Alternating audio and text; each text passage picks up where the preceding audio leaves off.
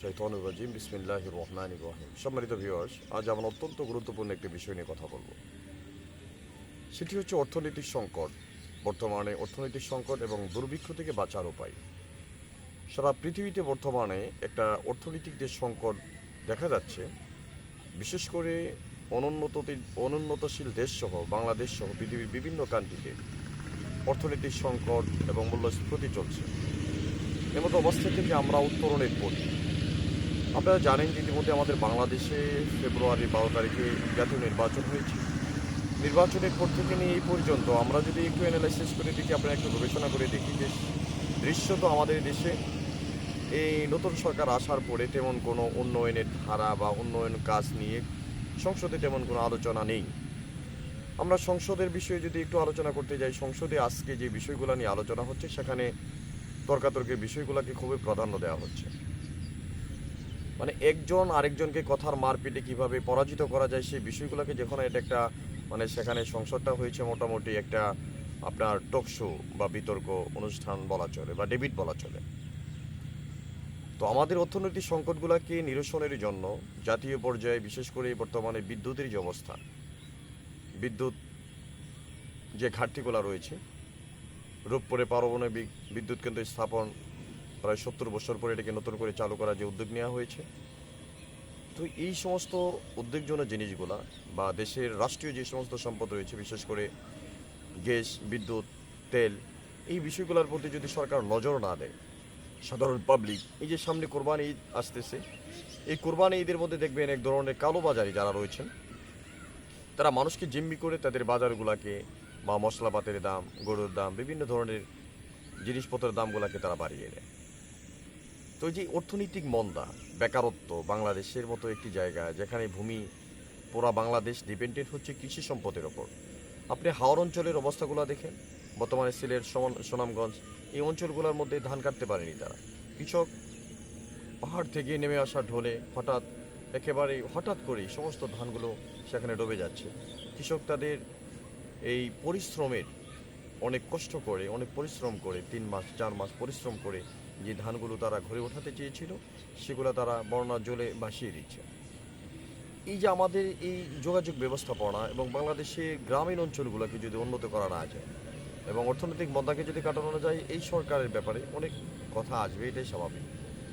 তবে বর্তমানে এই সংকট থেকে বা আমরা এই দুর্ভিক্ষ থেকে বাঁচার জন্য আমাদের আলাদা ইনকামের জন্য চেষ্টা করতে হবে। বিশেষ করে আমাদের সোশ্যাল মিডিয়া সহ এবং ফ্রিল্যান্সার শেখা বা অন্য কোনো মাধ্যমে কিছু আয় বৃদ্ধি করা এবং সেভিংস করা, মূল্যস্ফীতি যেন কোনোভাবে কমানো যায়। এবং বাজেটের ক্ষেত্রে আমরা যে সমস্ত বাজেটগুলোকে দিই, বর্তমানে এই জনকে সামনে রেখে আবার নতুন করে বাজেট পেশ করা হবে। বাজেটে কালো টাকা যেন কোনোভাবে সাদা করা না যায়, সেই বিষয়গুলোকে অত্যন্ত গুরুত্বের সঙ্গে বা এগুলাকে গুরুত্বের সঙ্গে দেখা।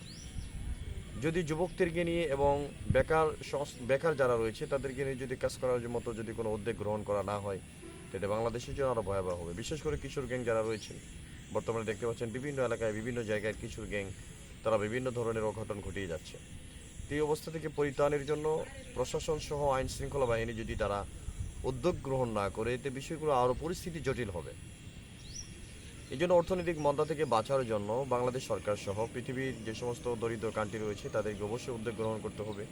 বিশ্ব জলবায়ু পরিবর্তন সম্পর্কে বর্তমানে সাগরের উচ্চতা বেড়ে যাচ্ছে এবং হিমালয় থেকে বরফ গলে গলে একেবারে নিঃস্ব হয়ে যাচ্ছে। এই যে বিশ্ব নেতারা বারবার জলবায়ু পরিবর্তনের ব্যাপারে তারা আলোচনার টেবিলে বসেন, কিন্তু দৃশ্যমান এখন পর্যন্ত পৃথিবী তার কোনো সুরক্ষা বা তার কোনো প্রতিরক্ষা ব্যবস্থা এখন পর্যন্ত দেখতে পায়নি। তো আমরা এই যে বর্তমানে নিউক্লিয়ার্স বা এই যে অ্যাটমিক বোমাগুলো তৈরি করা হচ্ছে, এগুলো কি মানব সভ্যতার জন্য অত্যন্ত জরুরি? আমি বলবো মোটেও নয়। কারণ মানুষ এখন চাঁদের দেশে যাচ্ছে, বিশ্বকে বিজয় করতেছে বা তারা পারমাণবিক অস্ত্র বানাচ্ছে, এর মাধ্যমে মানুষের ব্যক্তি জীবনে বা রাষ্ট্রীয় জীবনে কোনো উন্নত সাধন হচ্ছে না, বরঞ্চ এই অস্ত্রগুলোর মাধ্যমে বা এই অস্ত্রের মাধ্যমে মানব জাতিকে হত্যা করার একটা প্ল্যান হচ্ছে। যদি এই প্ল্যানগুলোকে আমরা পরিত্যাগ করতে না পারি, যদি আমরা অস্ত্রের মাধ্যমে মানুষকে জিম্মি করে রাখি, মানুষের উন্নতি হবে কিসে? মানুষের কর্মসংস্থান করে দিতে হবে। মানুষকে যদি কাজে বিনিয়োগ না করা যায়, মানুষের মেধা যদি কাজে বিনিয়োগ না করতে পারে, তাহলে মানুষের কখনো উন্নতি হবে না। কারণ দরিদ্রতা এটা চরম এক ভয়ঙ্কর দৃশ্য, কারণ এটা কুফুরের দিকে মানুষকে নিয়ে যায়। কারণ দরিদ্র মানুষ সে কুফরি পর্যন্ত চলে যায়।